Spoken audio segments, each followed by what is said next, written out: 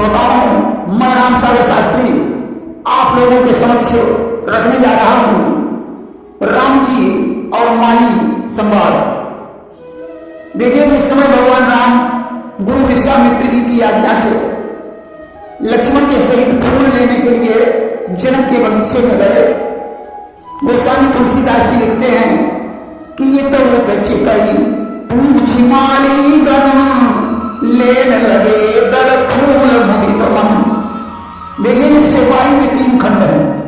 इतमुत चितई यानी राम इधर उधर देखने लगे। पूछ माली गण यानी मालिना से पूछा, तब लगे लेन दल फूल मुदित मन यानी तब प्रसन्न होकर पत्तों का दोना बनाकर फूल तोड़ने लगे। पहला प्रश्न है, राम इधर उधर क्यों देखने लगे कि कौन भाव कभी की न बखाना इतमुत चितई रहे भगवाना। देखिए, इस प्रश्न के 4 समाधान हैं। नंबर 1, राम जब पुष्प वाटिका के पास पहुंचे तो प्रवेश द्वार पर एक बोर्ड लगा हुआ था जिसमें लिखा था जनाना बाग है, इसमें मर्दों का प्रवेश निषेध है। इसलिए राम उसको पढ़कर इधर उधर देखने लगे। जैसे कोई व्यक्ति रोड पर जा रहा हो और आगे चलकर रोड बंद दिखाई पड़े तो वह व्यक्ति असमंजस में पड़कर इधर उधर देखने लगता है। वैसे ही यहाँ राम के साथ हुआ। गेट पर पहुंचे तो सूचना पढ़कर असमंजस में पड़ गए और इधर उधर देखने लगे। नंबर 2, जनक के बगीचे में नाना प्रकार के वृक्ष थे। उन्हें देखकर राम बड़े प्रसन्न हुए और चारों तरफ अपनी निगाह डालने लगे। नंबर 3, राम के हृदय में सीता को देखने की इच्छा थी। विचार करते हैं कि मैं तो आ गया परंतु सीता नहीं आई, इसलिए इधर उधर देख रहे हैं। नंबर 4, राम सोचते हैं फूलों की चोरी करना ठीक नहीं है कि सोचत राम बहोरी बहोरी अवनी करना ही फूलन की चोरी। क्योंकि मैं मर्यादा पुरुषोत्तम बनकर आया हूं, मेरी इस फूलों की चोरी को लोग अपनाकर दूसरों के धन की चोरी करेंगे, इसलिए राम माली को ढूंढ रहे हैं। तभी वे इधर उधर देख रहे हैं कि माली है खोजत दया निधाना और इसलिए इतर चितई रहे भगवाना। तब तक उन्हें माली भी दिखाई पड़ गया। एक माली नहीं, कई माली हैं। मालियों को देखकर राम कहने लगे कि देख मालियों से कहा रामचंद्र रघुराई पुष्प लेने हम जाएंगे आय से देव कहाए। हे मालियों, मैं इस बगीचे से फूल लेना चाहता हूं, मुझे आज्ञा दीजिए। तो एक माली कहने लगा, सुनिए दया निधान लौट यहां से जाइए अंदर देह न जान। एक माली ने कहा, माफ कीजिए, मैं आपको बगीचे के अंदर नहीं जाने दूंगा। राम ने कहा, आखिर ऐसा क्या कारण है जो आप मुझे बगीचे में नहीं जाने देंगे? माली ने कहा, सरकार आप तो खुद समझदार हैं, ये जनाना बाग है, अभी राजकुमारी सीता आती होगी, वह तुम्हें बगीचे में देखकर मुझ पर गुस्सा करेगी। कहीं उसने जनक से मेरी शिकायत कर दी तो मेरी जान की आफत आ जाएगी। हुकुम फरमाई असूली आई देव चढ़वाई। मेरा जनक कहीं क्रोधित होकर मुझे फांसी की सजा न दे दें, इसलिए मुझे डर लगता है। आप अंदर मत जाइए, मैं स्वयं आपको फूल तोड़कर दे दूंगा। राम ने कहा, आप चिंता न करें, जब तक सीता जी यहां आएंगी तब तक मैं फूल तोड़कर चला जाऊंगा। माली ने कहा, सरकार मैं जानता हूं जब तक सीता जी आएंगी तब तक आप फूल तोड़कर चले जाएंगे, परंतु फिर भी तो मुझे आफत में डाल दोगे। राम ने कहा, फिर क्या आफत हो जाएगी? माली ने कहा, सरकार आपके चरण छूने से मार्ग में पड़ी हुई शिला सुंदर स्त्री बन गई। संसार में इस बात की बहुत बड़ी चर्चा है कि पद रहते शिलनारी बनाई और यह चर्चा जगमान समाई। वाटिका में बड़ी बड़ी शिलाएं पड़ी हुई हैं। मुझे डर लग रहा है कहीं भी आपके शरण छूते ही सुंदर स्त्रियां न कहीं वे स्त्री बनकर मेरे पीछे न पड़ जाए तब तो मेरा जीना आराम हो जाएगा। किए करनाते सब घर हालई और बहुत तक नारी कौन संभालई। एक स्त्री से तो सारा घर हिलने लगता है, बहुत सी स्त्रियां कैसे संभाली जाएंगी। दिन भर मजदूरी करने पर भी उनका खर्चा पूरा नहीं होगा। इसलिए सरकार कृपा करके आप अंदर मत जाइए। राम ने कहा मैं तुम्हें वचन देता हूं कि किसी भी शिला में मैं अपना पांव नहीं लगाऊंगा, अब तो जाने दीजिए। माली ने कहा सरकार फिर भी मुझे शंका है, जब आप फूल तोड़ेंगे तो आपका पैर पेड़ में लगेगा, कहीं में पेड़ मनुष्य बनकर चले गए तो वाटिका सूनी हो जाएगी। किस्मत शरण करुणा हुई जई है तो हम सीता ही कैसे समझ है। सीता जब मुझसे पूछेगी वृक्ष कहां चले गए तब मैं क्या उत्तर दूंगा। राजा जनक को मालूम होगा तो वे मुझ पर क्रोधित हो जाएंगे, हमारी नौकरी चली जाएगी। इसलिए आप कृपा करके अंदर मत जाइए। राम ने कहा अगर आपको इस बात की चिंता है तो मैं वृक्ष से दूरी बनाकर फूल तोड़ लूंगा। माली ने कहा सरकार आपको कोई फूल नहीं मिल पाएगा। राम ने कहा क्यों नहीं मिल पाएगा। माली ने कहा सरकार आपके मुखमंडल पर सूर्य के समान तेज है, फूल आपके तेज से जल जाएंगे, आपको एक पंखुड़ी भी नहीं मिल पाएगी। कि जान चंद्रमुख पुष्प हसानी और रवि सम तेज निरख जरि जानी। राम ने कहा मैं अपना तेज फूलों पर पड़ने नहीं दूंगा, फिर फूल कैसे जल जाएंगे। माली ने कहा सरकार मैं आपकी ये बात भी मानता हूं, मगर फिर भी एक समस्या है। राम ने कहा वो कौन सी समस्या है। माली बोला सरकार बगीचे में एक सरोवर है जिसमें हंसों के झुंड विहार करते हैं, वृक्षों पर तोते और चकोर बैठे हैं। आपके दांत मोती के समान हैं, मुखमंडल चंद्रमा के समान है, आपके होंठ अनार के समान हैं। और जब मराल गंदा बली है रही तो मोती जान चहु सीधे रही। हंस आपके दांतों को मोती समझकर टूट पड़ेंगे। और चंद्र बदन जब लखन चकोरी तो चोट ही बदन बहोरी बहोरी।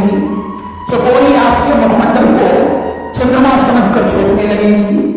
अजान बिंब फल अधर सुखारे और चोट कर्म लागन सुख सारे। तुम्हारे होठों को अनार फल समझकर तोते चोंच मारने लगेंगे, बगीचे में आपकी दुर्दशा हो जाएगी। इसलिए मुझे आप पर दया आ रही है। राम ने कहा मैं अपने अंबर से मुंह को ढककर चला जाऊंगा। माली ने कहा सरकार फिर भी मैं आपको जाने नहीं दूंगा, क्योंकि आपके हाथ फूलों से भी अधिक कोमल है। और झटका गई जो कर उचनाई तो मुर्ख जाएगी नरम कलाई। कहीं आपने फूल में झटका मारा तो आपकी कलाई मुर्ख जाएगी। राम ने कहा मैं सावधानी पूर्वक फूल तोड़ लूंगा। माली ने कहा नहीं सरकार गुलाब में कांटे होते हैं, आप गुलाब के फूल भी तोड़ेंगे आपकी उंगली में कांटा चुभ जाएगा। और पुष्प गुलाब तोड़ी हो जाई तो अमरी मां कांटा चुभ जाई। राम ने कहा आप इसकी भी चिंता न करें, मैं संभाल कर तोड़ लूंगा। तो फिर कांटा कैसे छूट जाएगा। माली ने कहा सरकार कांटे की भी बात छोड़ो, आप बड़े सुंदर हैं, आपके शरीर पर करोड़ों कामदेव परिवार हैं, सीता भी बहुत सुंदर है। और शोभा को कमती नाही और होई मिलाप वाटिका वाही। आप दोनों एक दूसरे को देखकर कहीं मोहित न हो जाओ, किसी कन्या पर कुदृष्टि डालने से आपका धर्म नष्ट हो जाएगा। इसलिए मुझे आदेश दीजिए, मैं स्वयं आपको फूल तोड़कर दे दूंगा। राम ने कहा मैं रघुवंशी हूं और रघुवंशी कभी कुमार पर अपना पैर नहीं रखते। कर सहज स्वभाव अजीवी को पंथ पग धरई न काओ। वैसे तो आप ही फूल तोड़कर मुझे दे देते, कोई बात नहीं, परंतु गुरु जी ने मुझे स्वयं फूल तोड़कर लाने को कहा है। अगर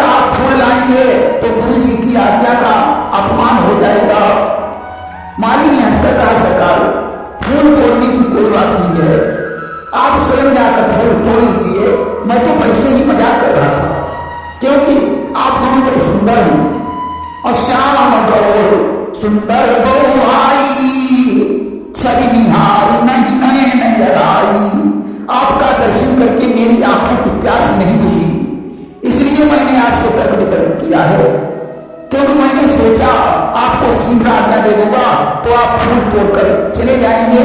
अब आपके दर्शन भी बड़ी प्रकार से हो गए और बातचीत का आनंद भी प्राप्त हो गया। अब आप लोग बगीचे में जाकर फूल तोड़ लीजिए कि बार बार रघुवंश मन माली सोहत कीन, तब मन मोद मनाए कर मालिया सुदीन। अब भगवान राम ने लक्ष्मण के सहित पुष्प वाटिका में प्रवेश किया। देखिए बगीचे में अनेकों प्रकार के वृक्ष लगे हुए हैं कि भांति अनेक लगी फुलवारी, परम रम्य नयन सुखदाई। फुलवारी में हजारों प्रकार के फूल हैं जिन्हें देखकर राम बड़े प्रसन्न हो रहे हैं। देखिए कौन कौन से फूल हैं कि गेंदा गुलाबी, गुलमेली गुलाबास, बेला चमेली नवबहिया गुलनार है, केतकी दुपहरिया कनेर चंपा मोल श्री, रानी रात मोगरा रानी कचनार है, मालती करवीर नाग केसर पुन्नाग मुकुट, नरक से शोक तिलक जपा हर सिंगार है, चांदनी बसंती कुंद मल्लिका कुमुदनी कमल, गुलाल गुलदाउदी अब सदा बहार है, रोलक अगस्त कुब्जक कर्णिकार सूर्यमुखी, शोषण और पाटलासक पुष्पागुल हजार है, माधुरी अपराजिता गुलकेरी गुलफनुष पपी, दमना गुल संभोजिनी कामिनी अनार है, मदन मान समी पुष्प कलनापन सुदिया जवा, मरवा पसरंगी झिलमिली गुलबार है, मारुति गुललाला जल तरंगे और मोर केश, सेवरा मंदार गुंजा आदि की कतार है। इतने प्रकार के फूल हैं जिनकी गिनती करना बड़ा कठिन है। अब गोस्वामी तुलसीदास जी लिखते हैं कि ले न लगे दल फूल मुदित मन। अब दोनों ने पहले पत्ता तोड़कर दोना बनाया और इसके बाद फूलों का सेवन करने लगे। अब अवसर सीता ताई तेही अवसर सीता ताई, गिरिजा पूजन जननी पठाई, गिरिजा पूजन। उसी समय सखियों को साथ में लेकर गिरिजा पूजन करने के लिए सीता जी आ गई। उन्होंने सरोवर में स्नान किया और गिरिजा की पूजा करने लगी और अपने अनुरूप सुंदर वर की अभिलाषा प्रकट की। तो एक सखी सिय संग बिहाई, रही गई देखन फुलवारी। एक सखी सीता का साथ छोड़कर फुलवारी देखने गई। उसने फुलवारी में राम लक्ष्मण को देखा। वापस लौटकर सीता के पास पहुंची। उसने कहा राजकुमारी गिरिजा की पूजा बाद में कर लेना, बड़े सुंदर राजकुमार बगीचे में आ रहे हैं। कि हम पे चलाई गए टोना, हम पे चलाई गए टोना, किशोर गौर सामने सलोना। सीता ने कहा राजकुमार, कहा वे राजकुमार तुम्हें कहां दिखाई पड़े? उसने कहा सुनो कि फूलवासना तो फूल बगिया में देखे, फूलवासना तो फूल बगिया में देखे, हाथों में लिए रहे दोना, किशोर गौर सामने सलोना। हम पे चलाई गए टोना, किशोर गौर सामने सलोना। मैंने उन्हें फूल तोड़ते हुए बगीचे में देखा है, जिनके हाथों में दोना देखने में बड़े सुंदर लगते हैं। आज प्रिय सखी को आगे करके सीता जी चल पड़ी।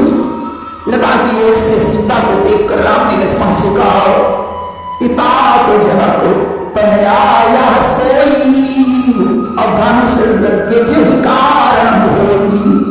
भैया ये वही मिथिलेश नंदिनी सीता है जिसके कारण धनुष यज्ञ हो रहा है। इधर सीता ने चारों तरफ देखा परंतु कोई राजकुमार नहीं दिखाई पड़ा। उसने कहा सखियों क्या तुम झूठ बोल रही हो, यहाँ कोई राजकुमार नहीं है। एक सखी ने सीता का हाथ पकड़ा और कहा उस लता की तरफ देखिए। अब तो जो सीता ने राम को देखा रूप देखकर बेहोश हो गई कि थके नयन रघुपति सब देखी पलकिन परिहरी लोचन मग रामनी उड़ानी दीने पलक कपाट सयानी। आज सीता जी की ऐसी दशा देखकर सखियों ने राम से कहा सरकार तुम फूल तोड़ने के बहाने से हमारी जानकी का दिल दुखाने आए हो कि चमन की सैर करनी थी ये फूलों का बहाना था हमारी जानकी जी का तुम्हें दिल दुखाना था। राम ने कहा सखियों मैंने सीता को क्या दुख पहुंचाया। सखियों ने कहा सरकार तुम्हारी भी कोई गलती नहीं है, ये सारा कसूर तुम्हारे रूप का है कि पकड़ कर रह गई नाजुक कलेजा जानकी अपना दिखाना चंद्रमुख सरकार का बिजली गिराना था। राम ने कहा सखियों अब अपनी सीता को तुम संभालो, मैं गुरु जी के पास जा रहा हूं। इधर सीता को होश आया। एक सखी ने उसका हाथ पकड़कर कहा कि अब तो राजकुमार तुम्हारे सामने खड़े हैं, अब ठीक से क्यों नहीं देख लेती हो तो सब कुछ इसी हो। तब नयन उभारे असन मुख तो रघु सिंह न्यारे। सीता ने अपनी दोनों आंखें खोली, राम को देखा, पिता के प्रण पर विचार करती हुई गिरजा के मंदिर में पहुंची। उन्होंने कहा कि हे भवानी आप तो अंतर्यामी हैं, मेरा विवाह राम के साथ करा दीजिए।